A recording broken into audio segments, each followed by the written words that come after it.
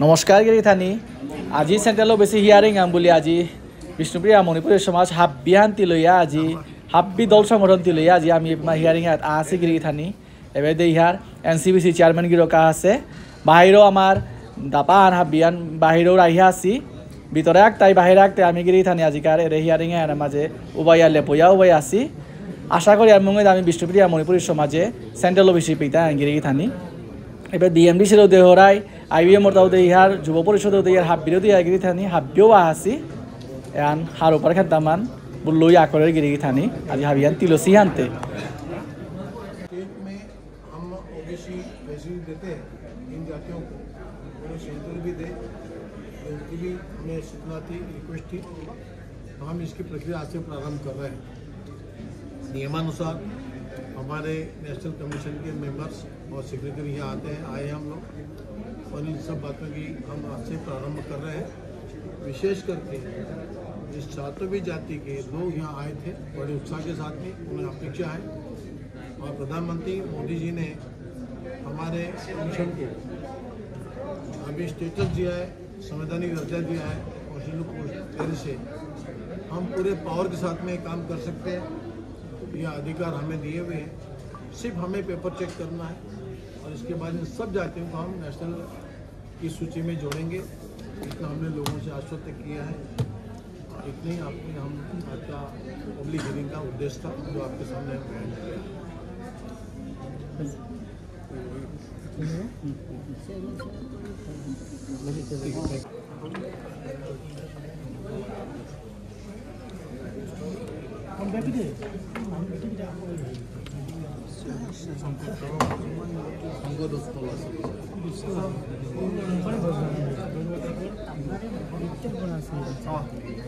সকলো সাংবাদিক সকলো মহিলাৰ লগত জনাইছোঁ আজি আপোনালোকে সোমাইছে আমাৰ অন্যান্য পিছপৰা শ্ৰেণী আয়োগৰ অন্য অফিচতো আমাৰ অসমত আহিছে আৰু আমি 7টা জনগোষ্ঠীক যিসকলে অসমত OBC হিচাপে আছিলে কিন্তু চেণ্ট্ৰেল OBC তেওঁলোকে স্বীকৃতি পোৱা নাছিলে তেওঁলোকৰ এটা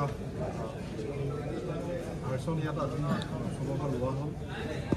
লাগতে খুব সোনকালে আমি ঠিক কৰিছোঁ যে অহা ডিচেম্বৰ মাহৰ ভিতৰতে তেওঁলোকে চেণ্ট্ৰেল OBC যি লিষ্ট আছে তাত অন্তৰ্ভুক্ত হ'ব।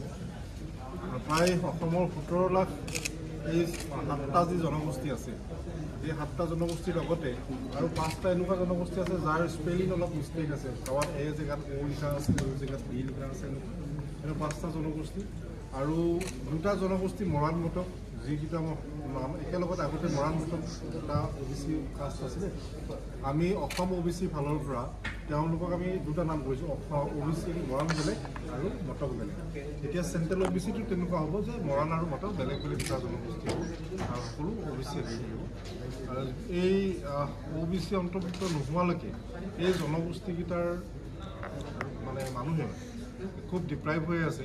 তেওঁলোক যদি চেণ্ট্ৰেলত চাকৰি এটা বিচাৰি যায় কেতিয়াবা ল'ৰা ছোৱালী পঢ়িবলৈ যায় দিল্লীত তেওঁলোকৰ মানে যিটো সুবিধা OBC সুবিধা তেওঁলোকে পোৱা নাই আৰু চিকিৎসা ক্ষেত্ৰতে হওক চাকৰি ক্ষেত্ৰত বহুত ল'ৰা ছোৱালীয়ে চাকৰিত পাছ কৰে যেতিয়া ৰিজাৰ্ভেশ্যনৰ কথা আহে OBC নামটো চাই নামৰ টাইটেলটো চোৱাৰ পিছত যেতিয়া দেখে যে চেণ্ট্ৰেল OBC নাই তেওঁলোকক কেতিয়াবা মানে চিলেকশ্যন হওঁতে এই টাইটেলটো ৰাজভৰ বা ভৰ বা সিনহা তেওঁলোকক ভাবে যে যিহেতু OBC মানে বেলেগ ৰাজ্যৰ এই সিনহা মানুহবিলাক OBC হয় মণিপুৰৰ সিনহাবিলাক OBC হয় তেওঁলোকৰ যেতিয়া চিলেক্টেড হৈ যায় তেতিয়া হেৰি কৰে কাষ্ট চাই তেতিয়া গম পায় যে অসমৰ OBC আৰু তেওঁলোক চেণ্ট্ৰেল OBC নাই তেতিয়া তেওঁলোকে চাকৰি নাপায়। এনেকুৱা বহুত ল'ৰা ছোৱালী আমাৰ ডিপ্ৰাইভ হৈ আছে।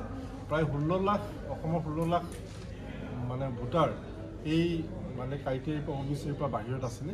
মই ভাবোঁ তেওঁলোকে এটা ন্যায় পাব আৰু অনাগত দিনত এই সমাজখন আৰ্থিকভাৱে সামাজিকভাৱে ৰাজনৈতিকভাৱে তেওঁলোকে আগবাঢ়ি যাব এনেকুৱা আশা আছে। আপোনালোকৰ সহযোগিতা লাগিব। অসমত এনেকুৱা বহুত জনগোষ্ঠী আছে যিসকল মানে OBC হয় কিবা কাৰণত তেওঁলোক OBC লিষ্টৰ পৰা আঁতৰি গুচি গ'ল বা আজি 20 বছৰ 30 বছৰ তেওঁলোকে OBC বিচাৰি আছে। আমি অসম আয়োগেও অহা খুব কম দিনৰ ভিতৰতে চাহ জনগোষ্ঠীৰ প্ৰায় 37টা জনগোষ্ঠী আছে যাক আমি OBC স্বীকৃতি দিবৰ কাৰণে চেষ্টা কৰি আছোঁ। তেওঁলোকৰ চাৰ্ভে হৈ গ'ল। নেক্সট হিয়াৰিঙো আমি কৰি দিলোঁ। খুব কম দিনতে তেওঁলোকে OBC পাব। আৰু এওঁলোকে যিহেতু পাব এটা অসমৰ ৰাইজে এটা আৰ্থিকভাৱে সকাহ পাব বুলি মই আশা কৰিছোঁ। ধন্যবাদ।